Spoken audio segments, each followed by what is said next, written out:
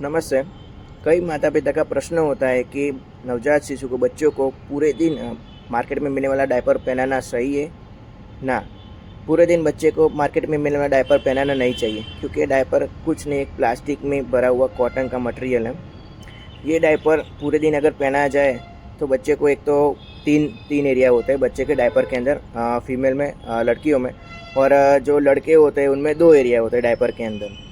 एक होता है पेशाब का एरिया, एक होता है संडास का एरिया, और दूसरा फीमेल्स में होता है कि मासिक का एरिया। ये तीन जगह पे अगर प्लास्टिक वाला डायपर पहनाया जाए तो इन्फेक्शन के चांसेस बढ़ जाते हैं। और दूसरी चीज़, जब इसमें यूरिन और स्टूल भरा रहता है, बरोबर, संडास और पेशाब भरा रहता है डायपर में, तब यही संडास और पेशाब बच्चे की चमड़ी का इन्फेक्शन और ये तीन एरिया का इन्फेक्शन करने में भाग लेते हैं, बरोबर है। और चमड़ी में अल्सर और बाकी इन्फेक्शन होने के, फंगल इन्फेक्शन होने के और डायपर एसिस होने के चांसेस बढ़ जाते हैं।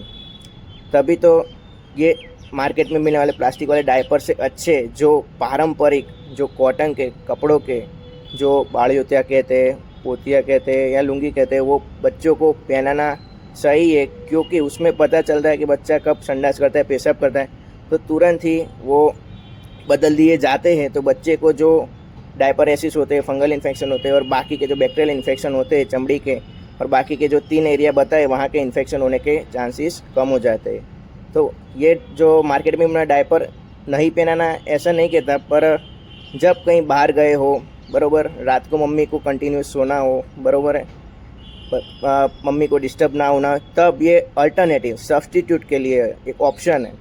बाकी रूटीन के लिए बच्चे को तो सिर्फ जो कपड़े के आते हैं वो पारंपरिक, मतलब जो बाड़ोतिया पोतिया, वही पहनाना चाहिए। Okay, thank you.